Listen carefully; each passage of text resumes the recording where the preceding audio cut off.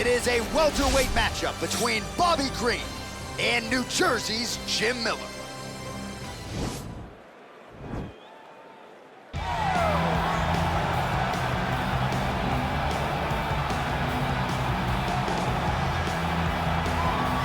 All right, so here he is, one of the better offensive takedown guys we have in the UFC, DC. And if anyone is well-equipped to speak to this, it is you. The opponent knows what's coming. At least to this point in the UFC, no one's been able to stop. He just has to keep him away, because the moment this guy gets close enough to either grab a leg or make body contact, now you're in trouble. He has a knowledge and an understanding of position from a lifetime of just all grappling, judo, wrestling, sambo. He does it all, and he has just so many ways to get you to the floor. This guy once told me that if he can get your leg, he's going to finish. Because he's going to give you so many things to think about, you will not be able to process and keep up with him, and eventually you're on the mat. It's unbelievable to watch him apply that knowledge to the mixed martial arts fight. And as the wrestlers say, this is not a guy you want anywhere near your bracket. No, you don't want him in the bracket.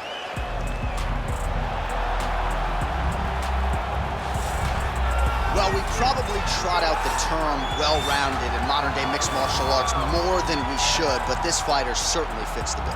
Oh, 110%. He can do everything inside the octagon. Where he is most comfortable is inside of that 8-sided structure where most men are terrified of being.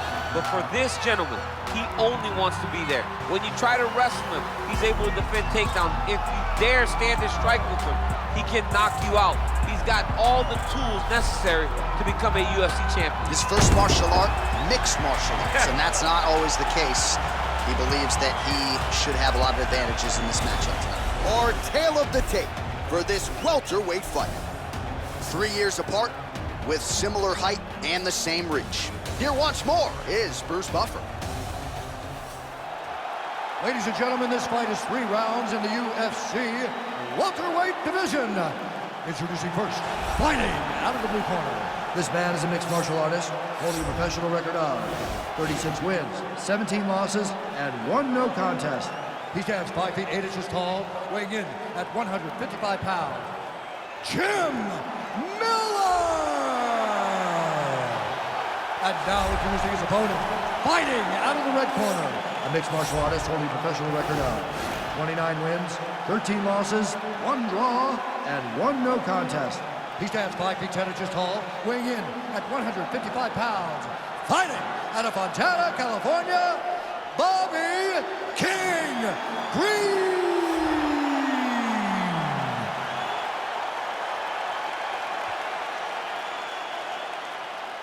And when the action begins, our referee in charge of the octagon is Yves Lavigne. The veteran Yves Lavigne draws the assignment here. You ready?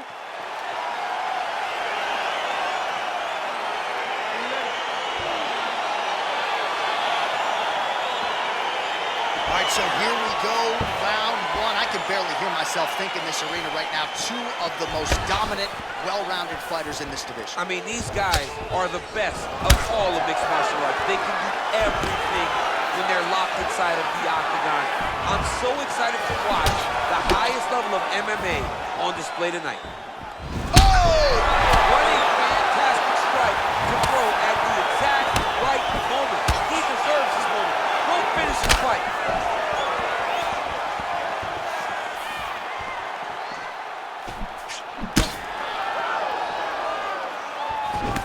That one was thrown to end the fight. Yep. That's a big strike from here. Oh, big elbow.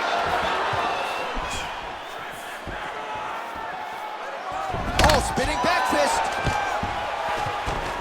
Oh, that was nice, John. That was nice. What a takedown attempt. And he landed the right hand there. Miller's has got full mount now. Bottom fighter trying to control posture, unable to do so. And now he's in a lot of danger. He's got to grab that head or he's going to get blasted. All right, he's trying to control posture here. Now trying to hip escape. He's just trying to move out of this position up the bottom. All right, so inside the open guard of his opponent. You got to be careful playing around for too long here on the ground with this guy. A lot of top pressure being applied here as he works out of side control.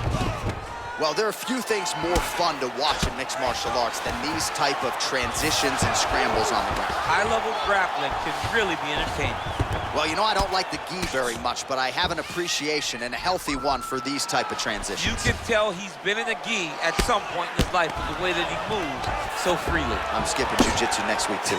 And now he has a headlock trying to pin his opponent's back down flat onto the mat. Look from the transition to an arm triangle to try to chase the finish. Watch triangle, watch triangle.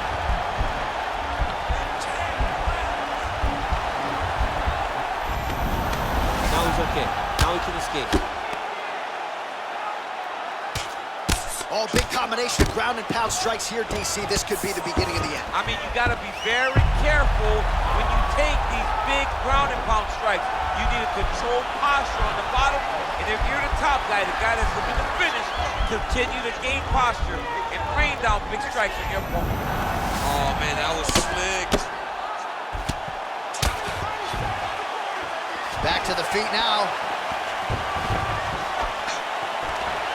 Single collar tie there. Right hand punches the clinch. And both guys really throwing with authority. Oh, knee to the head. When you're in the clinch, you go to the body. That's an investment. You keep on putting that money away with every single body shot. All right, now we check out some of the action from that previous round, DC. How about the display of striking? Just high level. I mean, you would think that we're watching a K1 level kickboxing match opposed to being in the UFC. Both displayed great technical skills, unbelievable striking.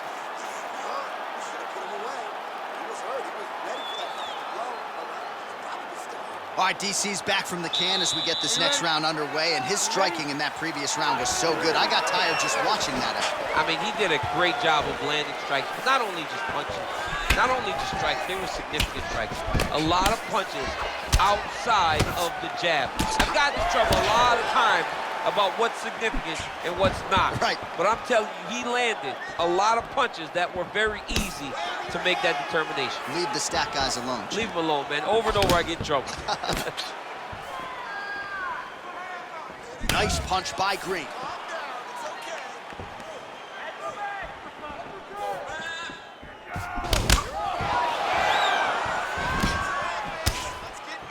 Misses with the right hand.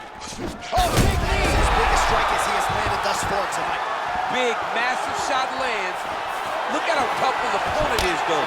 Still standing, still in their fight. Oh, straight right. Tried to set up the straight left, but he missed.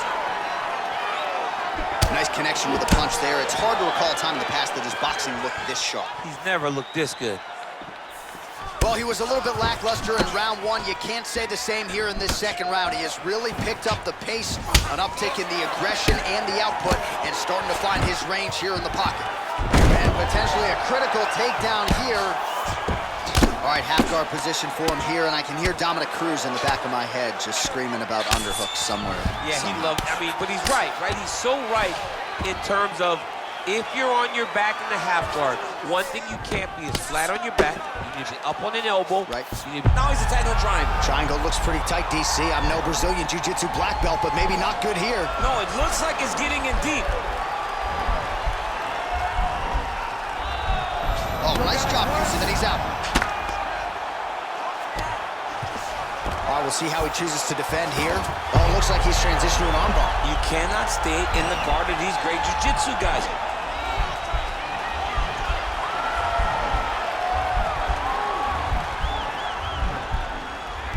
Attacking armbar. Nicely done. Strong bottom work here, staying busy. Couple hammer fists there for good measure. All right, well, both fighters pretty comfortable on the ground, DC, but you got to be very careful hanging out here for too long if you're his opponent. Beautiful movement, hip work on the ground here, just outstanding with the transition. He is not staying in one place on the ground. That's very important. Close guard. Man, look how flexible those legs are. He's got him in rubber guard. I don't think I could do that if I tried. I mean, John, don't sell yourself short. You just might be able to do it, but if you do, John, you're doing it with the idea that you're slowing everything down as a defensive fighter. There are submissions, right? There are submissions, but they're very rare submissions that we don't see used very often in the UFC. All right, so a big round for him there, DC. We'll go back and look at some of the highlights. Big knockdown for him. We'll see if he can follow it up. You could see that he was flowing. Everything was working in accordance to what he wanted it to be. And at the moment that it showed itself, the moment that the opportunity arrived, he jumped on it, got that big knockdown, and now he finds himself ahead in this fight.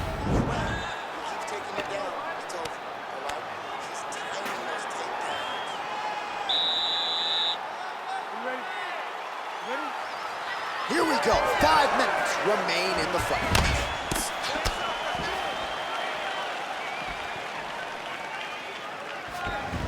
That one snuck in. Nice strike. All right, well, he's landed some good shots tonight, but there's no three-piece, there's no soda. More often than not, it's one and done. He's not even getting a combination. I mean, if you're gonna sit there at the drive-thru, order a combination, take the soda with your food, give him the right hand behind the jab, give him the hook behind the right hand, jab, right hand, hook, that's 2 pieces of chicken and a biscuit, finish him off with the uppercut, that is your soda. I mean, come on, man, let this guy have the whole thing.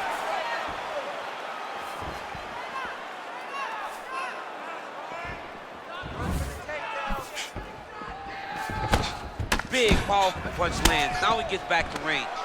Nice knee landed there by Miller. Oh, uppercut to the dome. Fantastic takedown land. All right, so he postures up here and now figures to rain down some ground strikes. Yeah, the ground and pound. Green's got his arm under the chin, going for a guillotine now. That's guillotine.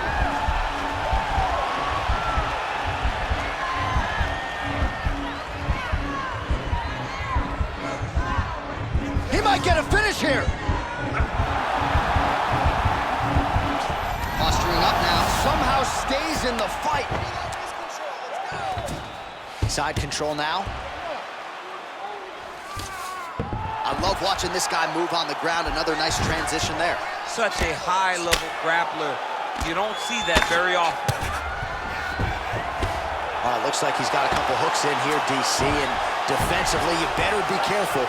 Miller's back in full mount. Trying for a submission here.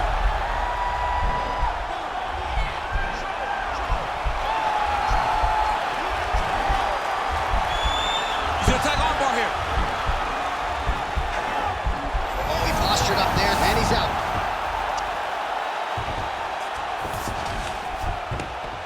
Under a minute to go here in our third and final round. Well, anytime you are in a ground fighting situation with this fighter, you're potentially playing with fire. Well, you got to stay busy on the bottom. He's doing it here. Nice punch. A lot of top pressure being applied here. Well, hard to win fights in mixed martial arts from the bottom, but nice work here in that position by Green. Come on, let's go, do something. Man, isn't it fun to watch this dude work on the mat? He's unbelievable how fluid he is in his motions on the mat. Outstanding ground and pound here. Somewhat of a lost art in MMA, at least in terms of making sure that every strike counts. Not an issue for him. He's making every single one of them count. He is not pity-patting. He's not touching. Every punch that lands, he wants you to feel it. All right, so a lot to like over the distance of that fight tonight. Clearly, we think we saw one guy win the fight and largely got it done with the striking. Yeah, he got it done with the striking. And that's exactly what he's known for. He's known as a guy that's so comfortable whenever he's in the stand-up. And that showed tonight as he truly outworked his opponent. Ladies and gentlemen, after 3 rounds, we go to the judges' scorecards for decision. All 3 judges score the contest 30-27. The winner by unanimous decision, Jim Miller! All right, so the judges are in agreement tonight. He is your winner by unanimous decision. Certainly a pretty easy fight to score, I thought. Yeah, I thought it was an easy fight to score.